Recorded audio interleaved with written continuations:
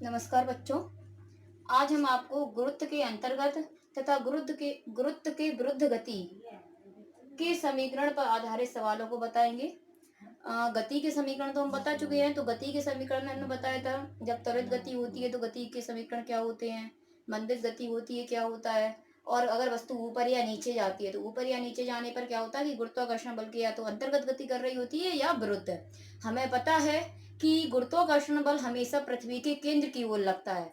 तो अगर वस्तु नीचे की ओर आ रही है तो गुरुत्वाकर्षण बल के अंतर्गत आ रही होगी, और वस्तु अगर ऊपर जाती है तो गुरुत्वाकर्षण बल के विरुद्ध जाती है। तो हमने गति के समीकरण, गुरुत्वाकर्षण बल की जब अंतर्गत गति होती है तो जब हमने पढ़े हुए हैं b बराबर u प्लस जी टी,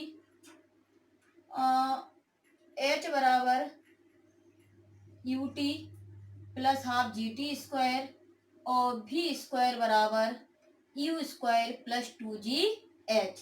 यहाँ पर हमने बताया भी था कि u प्रारंभिक वेग होता है, v अंतिम वेग होता है, और h ऊंचाई होती है, वस्तु जितनी ऊंचाई तक जाए या जितनी ऊंचाई से फेंकी जाए, और t समय होता है, g गुरुत्वीय त्वरण होता है जिसका मान हमें दिया जाता है। नहीं भी दिया जाए तो गुरुत्वीय त्वरण g का मान 9.8 मीटर पर सेकंड स्क्वायर होता है। कहीं कहीं सवाल में 10 भी दे देते हैं, तो जितना भी दे हम उतना यूज कर सकते हैं, और नहीं दे तो 9.8 यूज कर सकते हैं। अब यदि वस्तु अगर नीचे की ओर फेंकी जा रही है तो समीकरण यही वाले सब लग जाएंगे, लेकिन अगर वस्तु ऊपर की ओर जा रही है तो वह गुरुत्वाकर्षण बल के विरुद्ध जा रही है, इसलिए ये जो समीकरण होंगे ये सब माइनस में लगेंगे, क्योंकि गुरुत्वाकर्षण बल के विरुद्ध हो रही है। वस्तु जब अधिकतम ऊंचाई पर होती है तो उस समय वस्तु का वेग 0 होता है। अधिकतम ऊंचाई पर वेग हमेशा वस्तु का 0 होता है। तो अगर वस्तु नीचे से ऊपर की ओर फेंकी जा रही है तो ऊपर बाद में पहुंचेगी तो अंतिम वेग 0 हो जाएगा, लेकिन अगर वस्तु ऊपर से छोड़ी जा रही है तो ऊपर प्रारंभ में ऊपर है तो फिर प्रारंभिक वेग 0 हो जाएगा। अधिकतम ऊंचाई पर वेग हमेशा 0 होता है। तो बस हम इसी पे आने वाले सवालों को हल करेंगे गति के समीकरण के। तो यहाँ पर जैसे कोई एक सवाल दिया गया है कि कोई एक, जैसे कोई भी वस्तु है ऊर्ध्वाधर दिशा में ऊपर की ओर फेंकी जाती है, वस्तु ऊपर की ओर फेंकी जा रही है, ऊर्ध्वाधर दिशा में ऊपर की ओर फेंकी जाती है, और यह 10 मीटर की ऊंचाई तक जाती है। वस्तु ऊपर की ओर फेंक रहे हैं, वस्तु 10 मीटर ऊंचाई तक जाती है। तो वस्तु नीचे से ऊपर की ओर जा रही है, तो वस्तु नीचे से फेंकी जा रही है, ऊपर बाद में पहुंच रही है। जब ऊपर बाद में पहुंच रही है तो हमने बताया था ऊपर वेग हमेशा 0 होता है। यहाँ वस्तु बाद में ऊपर पहुंच रही है, इसलिए यहाँ अंतिम वेग 0 हो जाएगा। कह रहे हैं 10 मीटर की ऊंचाई तक जाती है, तो परकलन कीजिए वस्तु कितने वेग से ऊपर की ओर फेंकी गई है। तो वस्तु नीचे से फेंकी जा रही है तो नीचे से उसे कुछ ना कुछ वेग दिया जा रहा होगा, तो वही पूछ रहे हैं कि वस्तु को कितने वेग से ऊपर की ओर फेंका गया है। अब अगर जी का मान दे दे तो ठीक है, और नहीं दे तो हम 9.8 या फिर 10 यूज कर सकते हैं। तो यहाँ पर हम देखेंगे v स्क्वायर बराबर यू स्क्वायर, वस्तु नीचे से ऊपर की ओर जा रही है, गुरुत्वाकर्षण बल के विरुद्ध जा रही है, इसलिए समीकरण माइनस में लगेगा।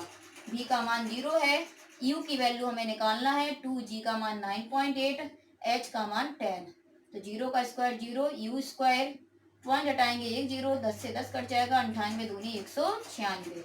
यू स्क्वायर इस साइड लेके आएंगे, माइनस का हो जाएगा, 196 माइनस का है ही, तो u बराबर अंडर रूट 196। तो 196 का रूट हो जाएगा 14 मीटर पर सेकंड। तो यहाँ से हमें पता चल गया कि वस्तु को 14 मीटर पर सेकंड के वेग से ऊपर की ओर फेंका गया है। अब इसमें एक चीज और पूछी जा रही है कि वस्तु को उच्चतम बिंदु तक पहुंचने में कितना समय लगा।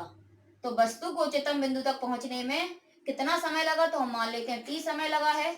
तो यहाँ पे हम फॉर्मूला जी वाला भी यूज कर सकते हैं, v बराबर यू माइनस जी टी, या h बराबर U T minus half G T square, वो भी लगा सकते हैं, जो भी लगा देंगे। तो v का मान 0 है, u का मान 14 निकाल चुके, g का मान 9.8 इंटू में t।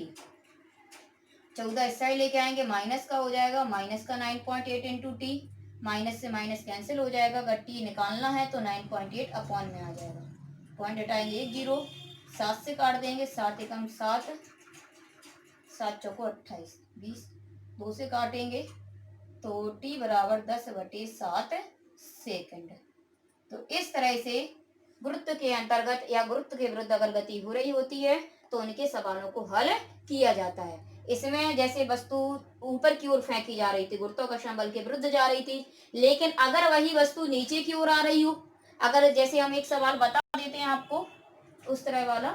यहाँ पर वस्तु नीचे से ऊपर की ओर फेंकी जा रही थी, तो हमें पता है उच्चतम बिंदु पर वेग हमेशा 0 लेना है। अब ये देखना है कि वस्तु प्रारंभ में ऊपर है या बाद में ऊपर पहुंच रही है। जब नीचे से ऊपर की ओर फेंक रहे हैं तो ऊपर बाद में पहुंचेगी, इसलिए अंतिम वेग 0 होगा। अब हम एक सवाल और बताएंगे आपको।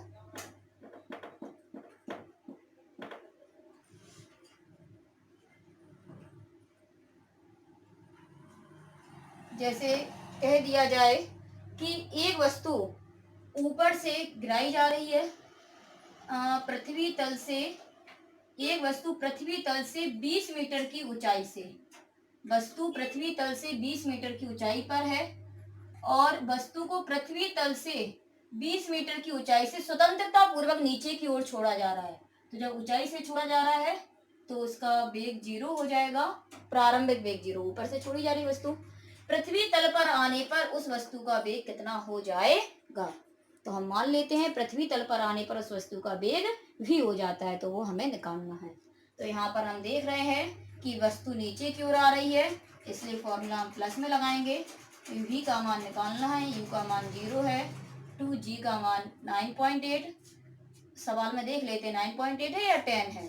अगर नहीं दे रहे हैं तो 9.8 ही रखते हैं हम। h का मान 20 है। 0 का स्क्वायर 0, दशमलव हटाएंगे 1 0 से 0 कैंसिल हो जाएगी। 98 दूनी 196 गुणा में 2, तो भी इसका बराबर 196 गुणा 2। स्क्वायर उस तरफ ले जाएंगे तो रूट लग जाएगा 196 गुणा 2। 196 का रूट 14, 2 का रूट तो होगा नहीं, तो 2 रूट के अंदर रहेगा। 14 रूट 2 मीटर पर सेकंड। तो इस तरह से हम गुरुत्वाकर्षण बल के अंतर्गत या गुरुत्वाकर्षण बल के विरुद्ध जब गति हो रही होती है तो उन पर आधारित सवालों को हल